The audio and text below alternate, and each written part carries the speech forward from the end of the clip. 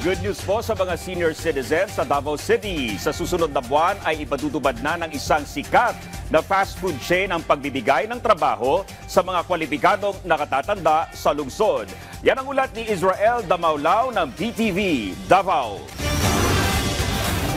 Hindi pa nakakatapos sa pag-aaral ang isa sa 5 anak ng 63 anyos sa si Leticia Sumile ng Panakan, Davao City.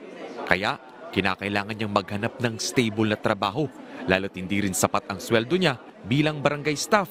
Kaya naman masaya si Leticia nang malaman na mabibigyan ng pagkakataon ang mga senior citizen na tulad niya na muling makapagtrabaho sa tulong ng Davao City LGU. Mga senior citizen, ilabi na kadtong mga walay bana, nga makatabang po sila silang anak, di sila magsalig silang anak, sir.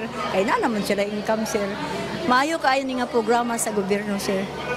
Makatabang yun sa mga katauhan. Formal na pinirmahan ng Memorandum of Agreement sa pagbibigay ng trabaho para sa mga senior citizen. Pinangunahan ito ng Davao City LGU, Davao Public Employment Service Office, Department of Labor and Employment at isang kilalang fast food chain.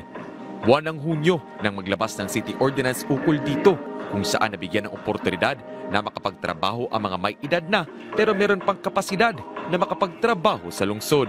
Nasa 100 slots para sa mga senior citizen ang inihanda ng fast food chain. Ito ang pinakaunang pagkakataon sa buong Mindanao na isinagawa ang pagbibigay ng trabaho para sa mga senior citizen.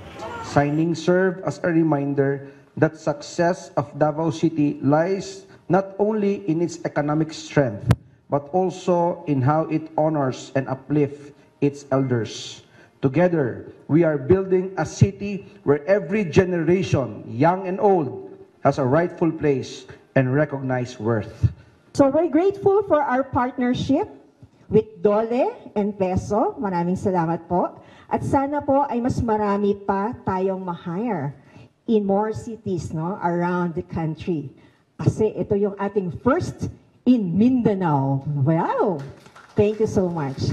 Dagdag pa ng OSCA Davao City, maaaring lumapit sa kanilang opisina ang mga interesadong seniors na aplikante para mabigyan ng tulong mula sa nasabing trabaho. Dugay naman gud nigi plano karon lang nagkaroon og realidad na madayon gyud, so at least nagsugod na ta na ang sunod other companies mosunod na sila, na other mga establishments mosunod, so at least ngadto maganam kadaghan ang opportunity sa atong mga senior, so daghan kayo ang matabangan ni sir.